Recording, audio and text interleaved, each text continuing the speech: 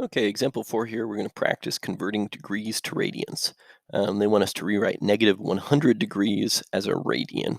So to go through that, they will suggest that you use pi over 180, which is perfectly fine. Pi radians over 180 degrees. I usually like to write out the whole thing. I know it kind of makes the numbers bigger, but I like to write out the whole thing.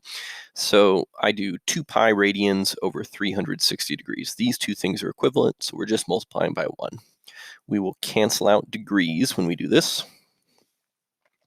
And our unit that we're left with will be radians. Okay, so, well, 2 pi over 360 was going to be that 1 over 180. So we'll have negative 100 pi, the pi is still there, negative 100 pi over 180. I can simplify that fraction down, divide them both by 10, divide both those numbers by 2, and it looks like my final value would be negative 5 pi over 9 radians. So remember, if we're actually looking for how many radians that is, you could go in and plug in that 3.14.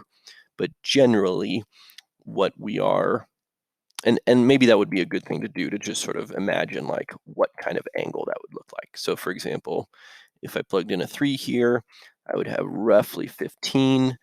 15 divided by 9 should be roughly like, oh, what would that be? 15 over 9 would be close to 15 over 10, so it'd be about 1.5. So this is like 1.5 radians.